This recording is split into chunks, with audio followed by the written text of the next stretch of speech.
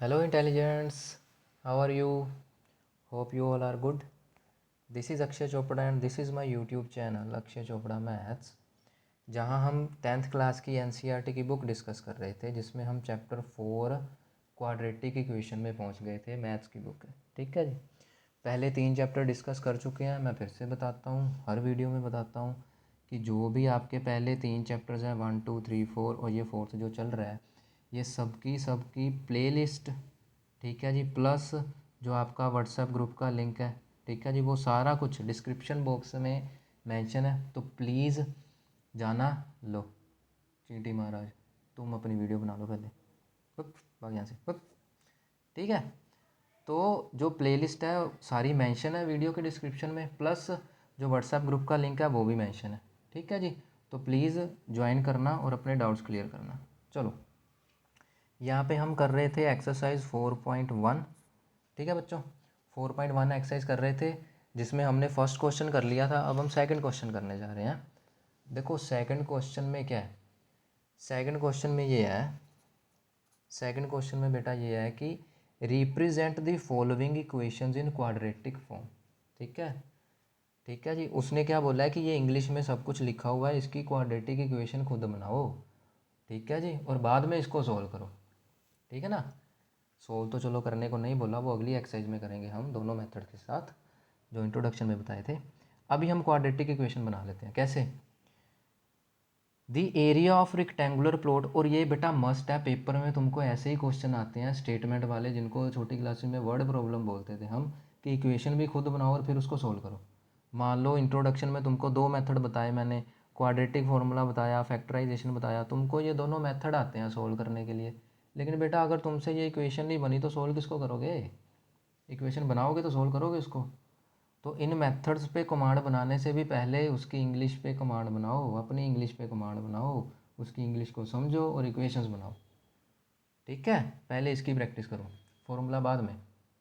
अच्छा, देखो क्या है, the area of rectangular plot is 5 to 8 metre square, ठीक है जी। एक रेक्टेंगल शेप है, रेक्टेंगल शेप का जो प्लॉट है उसका एरिया कितना है? 5 to 8 मीटर स्क्वायर गिवन है, समझे। The length of plot is 1 more than twice its breadth।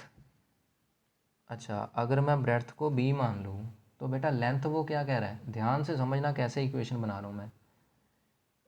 It's कहाँ गया? The length of plot is 1 more, सबसे पहले तो 1, ये लो 1, फिर मोर, मोर का मतलब प्लस, एक ज़्यादा है किससे? ट्वाइस, ट्वाइस का मतलब क्या हो गया? 2 टाइम्स, ट्वाइस इट्स ब्रेड्थ, ये आ गई इक्वेशन। ओ इक्वेशन नहीं, लेंथ। तो जो लेंथ है वो क्या है बेटा? उसकी ब्रेड्थ, उसकी ब्रेड्थ के ट्वाइस से एक ज़्यादा, समझे उसकी इंग्लिश को, ठीक है। The length of plot is 1 more than twice it's breadth, ठीक है जी। अब देखो हमारी ब्रेड्थ तो b है और लेंथ जो है वो ब्रेड्थ पे डिपेंड कर रही है। तो बेटा इक्वेशन बनाने का सबसे आसान तरीका है कि ये रफ में काम करना है, तुम लोगों ने ये रफ काम करना है, ठीक है। और तुमने देखना है कि कौन चीज़ किस पे डिपेंड कर रही है। यहाँ पे जो लेंथ है वो ब्रेड्थ के ऊपर डिपेंड कर रही है ना, तो यानी कि हम x किसको लेफ्ट करेंगे? जिसके ऊपर डिपेंड हो रहा है, जिसके ऊपर दूसरी चीज़ डिपेंड हो रही है उसको हम लेंगे x, ठीक है जी। तो क्या होगा बेटा?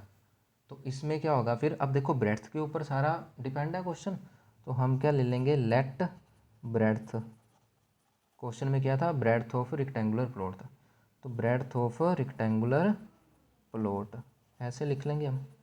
बेटा इसकी ब्रेड्थ क्या आ गई? एक्स मीटर स्क्वायर है, हाँ, तो एक्स मीटर आ जाएगी, ठीक है जी। और लेंथ क्या आ गई? इसको भी पूरा लिखना, length of rectangular plot, length क्या आ जाएगी बेटा? 2x+1, तो लेंथ आ गई 2x+1 मीटर्स, ठीक है जी। तो ये आ गई अपनी लेंथ एंड ब्रेड्थ। अब देखो मैथ्स में तुमको पहले भी बताया हुआ है मैंने, अगर कोई चीज़ गिवन है और उसका फॉर्मूला है तो मुंह उठाओ, फॉर्मूला लगाओ और आंसर पाओ, ठीक है जी। सबसे पहले क्या करना है? मुंह उठाना है, फिर फॉर्मूला लगाना है और फिर आंसर प्राप्त करना है, ठीक है जी। चलो, एरिया ऑफ रेक्टेंगुलर प्लॉट है ना, तो एरिया का फॉर्मूला तो होता ही है हमारे पास। तो हमें गिवन क्या है, एरिया ऑफ रेक्टेंगुलर प्लॉट, ये अपने को गिवन है कितना बेटा, 128 मीटर स्क्वायर। अब एरिया का फॉर्मूला क्या आता है, लेंथ मल्टीप्लाई ब्रेड्थ, यही तो होता है। अब ये फॉर्मूले याद कर लेना बेटा, इतना भी पीछे नहीं जाऊंगा मैं, तुमको अभी 6th क्लास के फॉर्मूले याद करवाऊँ, ठीक है ना। तो लेंथ मल्टीप्लाई ब्रेड्थ फॉर्मूला होता है।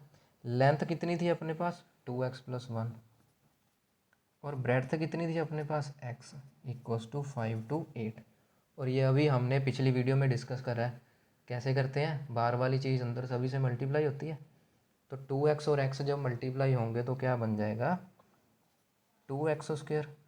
फिर 1 और x मल्टीप्लाई होगा, x = 5 to 8, ये 5 to 8 चल गया लेफ्ट साइड पे, तो ये बन गया 2x² + x - 5 to 8 = 0, which is our required quadratic equation. चाहे तो इंग्लिश में लिख भी देना, उसको पता चल जाएगा, मैथ्स के साथ इंग्लिश भी आती है, ठीक है। Which is our required quadratic equation, ठीक है जी।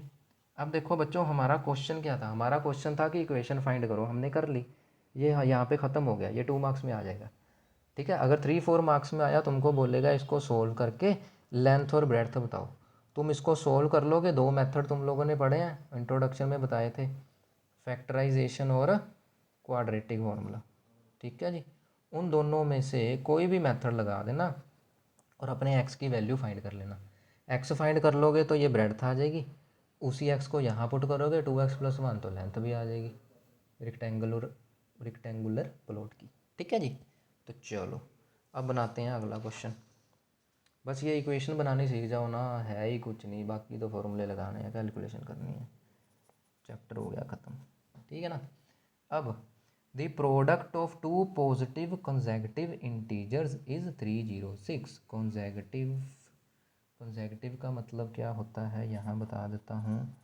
कंसेक्यूटिव का मतलब क्या होता है, साथ साथ वाले मीन्स इंग्लिश में बोले तो विदाउट एनी गैप, ठीक है ये, without any gap. For example, जैसे मैं कहूँ कि मेरे पास नेचुरल नंबर है 1 2 3 4 5 6, ठीक है जी, ये नेचुरल नंबर होते हैं हमारे पास।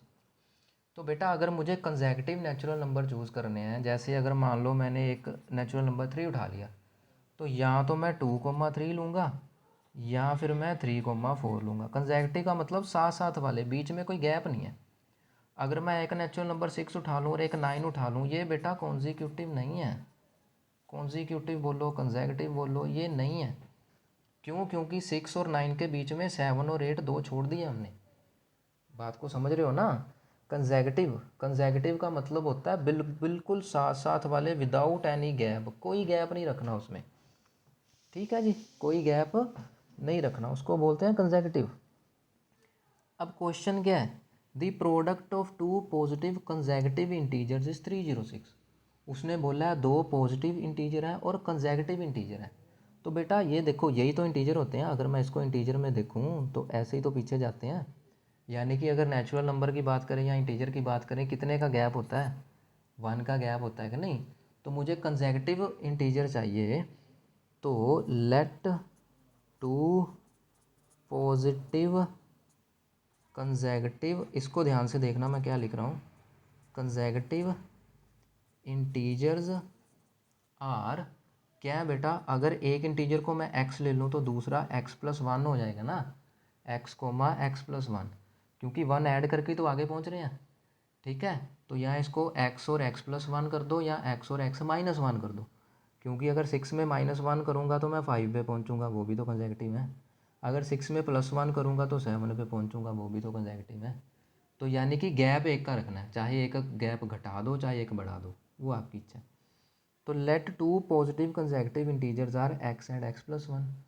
अब ATQ बोले तो अकॉर्डिंग टू क्वेश्चन, क्वेश्चन क्या कह रहा है, the product means multiply of 2 positive consecutive integers, मतलब ये जो दोनों पॉजिटिव कंसेक्यूटिव इंटीजर हैं, इन दोनों की मल्टीप्लाई किसके इक्वल है, 306 के, लो जी बन गई इक्वेशन। तो x इंटू एक्स क्या हो गया, एक्स स्क्वायर प्लस एक्स। बात को समझ रहे हो ना, हम अपनी तरफ से बेटा कुछ नहीं कर रहे, हम अपनी तरफ से कुछ नहीं कर रहे, जैसा जैसा वो इंग्लिश में कह रहा है वैसा वैसा हम मैथ्स की लैंग्वेज में लिख रहे हैं। ये मैथमेटिकल लैंग्वेज है, ये क्या है बेटा, मैथ्स की लैंग्वेज है। जो हमको दे रखी है वो इंग्लिश की लैंग्वेज है, ठीक है जी। तो जो जो इंग्लिश में लिखा है उसी को हम मैथ्स में लिखते जा रहे हैं, तो हमारी इक्वेशन बन जाएगी। बस उसके लिए शर्त यह है कि आपको इंग्लिश समझ में आए, ठीक है। तो जो जो उसने इंग्लिश में लिखा है वैसा वैसा ही हम करते जा रहे हैं, अपनी तरफ से कुछ भी नहीं कर रहे हैं हमने, और ना ही करना है, ज़्यादा होशियारी नहीं मारनी, ठीक है। जो उसने बोला है वही कर दो। चलो अब आ जाओ थर्ड पार्ट पे। थर्ड पार्ट क्या कह रहा है, थर्ड पार्ट कहता है Rohan's mother is 26 years older than him.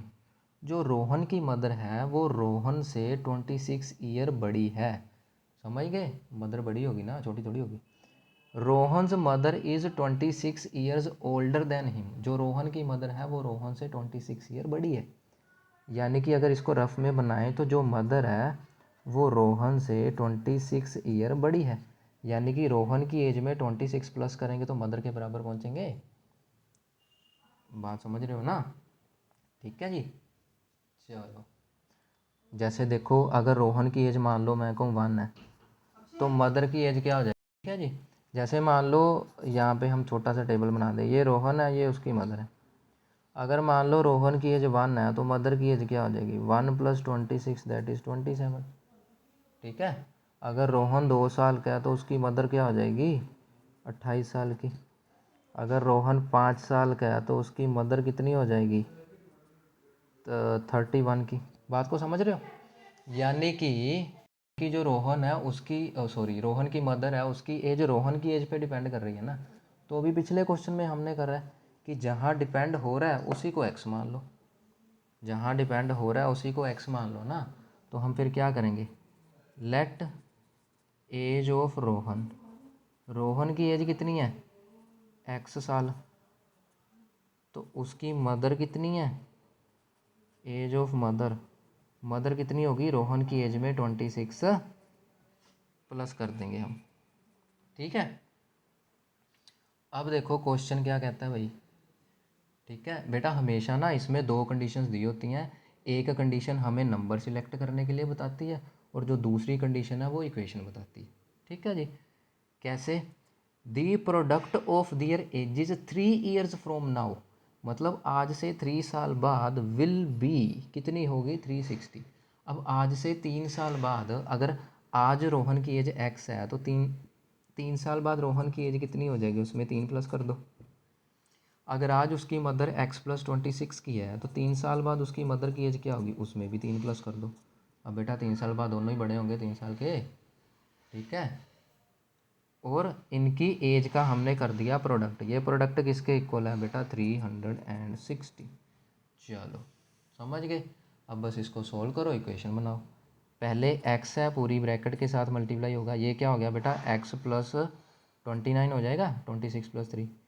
फिर ये +3 है, ये पूरी ब्रैकेट के साथ मल्टीप्लाई होगा, 3 and 6 and 0, ठीक है। तो ये बन गया x² + 29x + 3x + 29 × 3 मतलब 78 हैं हैं। ये क्या बन गया, हाँ 87, ठीक है जी। तो अब x², ये 29 + 3 कितना हो गया, 32। ये बेटा 87 है, 360 को ले आओ लेफ्ट पे, वो हो गया माइनस। तो ये फाइनली क्या बन जाएगी, x² + 32x। अब देखो एक पॉजिटिव है एक नेगेटिव है, माइनस होंगे, 360 बड़ा है तो माइनस में आएगा जो भी आंसर आएगा, ठीक है जी। तो ये बन गया 3, ये बन गया 15 - 8 कितना आता है, 7, और ये 2, ये बन गया 273 = 0। तो ये विच इज़ आर, ये तो अंग्रेज़ी झाड़ी है ना, विच इज़ आर रिक्वायर्ड, क्या रिक्वायर्ड क्वाड्रेटिक, क्या है रिक्वायर्ड क्वाड्रेटिक इक्वेशन। ठीक है जी। अब आ जाओ अपने लास्ट क्वेश्चन पे। लास्ट क्वेश्चन क्या कहता है भाई? जो लास्ट क्वेश्चन है वो लास्ट क्वेश्चन है कि अ train travels 480 kilometre at a uniform speed. उसने बोला टोटल डिस्टेंस कितना कवर कर लिया ट्रेन ने? 480 किलोमीटर। ठीक है जी। If the speed had been 8 kilometre less, उसने बोला अगर उसकी स्पीड को 8 किलोमीटर कम कर दें, then it would have taken 3 hours more to cover the same distance. Obviously बेटा अगर उसकी स्पीड कम कर दी तो उसको टाइम ज़्यादा ही लगेगा। तो कितना ज़्यादा लग रहा है? 3 घंटे ज़्यादा लग रहे हैं। ठीक है जी, 3 घंटे ज़्यादा लग रहे हैं। We need to find the speed of the train. Speed of the train find करनी है। तो चलो भाई फिर लेट स्पीड ऑफ ट्रेन, इस ट्रेन की जो स्पीड है वो कितनी है जी? कितनी है? x kilometre per hour. ठीक है जी। अब देखो आगे, according to question, according to question छोड़ो, पहले ये देखो स्पीड का फॉर्मूला होता है ना हमारे पास, डिस्टेंस अपॉन टाइम। ठीक है जी। यहाँ से अगर मैं टाइम निकालना चाहूँ तो टाइम कितना आएगा बेटा? डिस्टेंस डिवाइड में स्पीड ना। टाइम कितना आएगा? डिस्टेंस डिवाइड में स्पीड ना। समझ गए? तो अब देखो अगर मैं ओरिजिनल टाइम की बात करूँ, अगर मैं इसको t1 मान लूँ, ठीक है जी, तो टाइम क्या हो गया? Distance upon speed. Original distance क्या था? 480 किलोमीटर और स्पीड क्या थी? स्पीड क्या थी? x। ठीक है जी। अब अगर t2 टाइम निकालूँ तो बेटा डिस्टेंस तो 480 था लेकिन t2 में स्पीड क्या थी? 8 कम कर दी थी उसने। बेटा यही किया था ना उसने। If the speed had been 8 kilometre per hour less, अगर 8 की स्पीड घटा दी तो बेटा डिस्टेंस तो उतना ही है ना, स्पीड घटा दी। तो ये पहले का टाइम आ गया, ये दूसरी कंडीशन के अकॉर्डिंग टाइम आ गया। अब इसकी क्वाड्रेटिक इक्वेशन कैसे बनेगी? देखो क्वाड्रेटिक इक्वेशन कैसे बनेगी? 3 आवर्स मोर, उसने क्या 3 घंटे क्या लगे ज़्यादा, यानी दोनों का टाइम गैप कितना आ गया? 3 का आ गया ना। दोनों का टाइम गैप 3 का आ गया। तो ओरिजिनल टाइम क्या था? ज़्यादा लग रहा था। क्यों? क्योंकि स्पीड, ठीक है ना, ओरिजिनल टाइम क्या था? कम लग रहा था, सॉरी, ओरिजिनल टाइम कम था ना क्योंकि स्पीड ज़्यादा थी। बाद में हमने स्पीड घटा दी तो टाइम बढ़ गया ना। तो बड़े में से छोटा माइनस होता है। ठीक है, तो बड़े में से छोटा माइनस होता है। ये कितना गैप है? 3 आवर का। ठीक है, नहीं समझ आ रहा तो ऐसे देख लो भाई, जो ज़्यादा टाइम है वो किसके इक्वल होगा? कम टाइम में 3 प्लस कर देंगे। यही उसने बोला था ना कि अगर स्पीड हमने घटा दी तो 3 घंटे ज़्यादा लगेंगे। तो पुराना जो टाइम है उसमें 3 प्लस करके हम ओरिजिनल के पास पहुँचेंगे ना। ठीक है जी। तो ये क्या बन गई? ये वाली इक्वेशन। अब तुमने वैल्यू पुट करनी है। t2 की वैल्यू क्या थी? t2 की वैल्यू थी 480 अपॉन x माइनस 8। t2 मानो, ठीक है, 480 upon x minus 8 minus t1 की वैल्यू क्या थी? 480 अपॉन x। ये किसके इक्वल है? 3 के। अब इसको सॉल्व करो और इक्वेशन पाओ। एलसीएम कितना आ जाएगा बेटा? x आ जाएगा, ठीक है, जो भी है एलसीएम बन जाएगा। ये बन गया 480x minus 480 into x minus 8 equal to x into x minus 8। बेटा ये एलसीएम स्ट्रॉन्ग करना अपने। तो ये क्या बन जाएगा? 480x माइनस 480x और ये माइनस माइनस प्लस, 480 और 8 मल्टीप्लाई होंगे तो क्या बन जाएगा?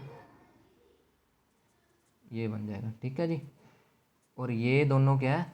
इधर मल्टीप्लाई हो जाएंगे। तो ये तो कैंसिल हो गया। क्या बचा? 3840 किसके इक्वल है? 3x² माइनस 3 8 ज़ार 24x। तो इसको ले जाओ उधर। तो 3x² minus 24x minus 3840 equals to 0। ये बन गया अपना फाइनल। ठीक है जी। अब इसको चाहो तो हम थोड़ा और भी सॉल्व कर सकते हैं। अब देखो यहाँ पे 3 है, यहाँ पर भी 3 है, इसमें भी 3 आ रहा है, तो 3 कॉमन ले लो। x² माइनस 8x माइनस यहाँ से 3 कॉमन लिया तो 1। कॉमन लेने का मतलब होता है डिवाइड करना। तो इसको 3 से किया तो कट गया, इसको 3 से डिवाइड किया तो 8, इसको 3 से डिवाइड करेंगे तो ये वाला। अब ये 3 उधर जाएगा, 0/3 हो गया, 0 हो जाएगा। यानी कि जो हमारी इक्वेशन फाइनल बन गई वो बन गई ये वाली। ठीक है जी। नीचे फिर इंग्लिश झाड़ देंगे हम, which is our required quadratic equation. अब इसी को सोल्व करने को भी बोल सकता है, वो अगली एक्सरसाइज में आएगा। ठीक है जी, तो ये एक्सरसाइज हमारी ख़त्म है। So thank you for watching this video. मिलते हैं नेक्स्ट वीडियो में नेक्स्ट एक्सरसाइज के साथ। Till then good bye and take care.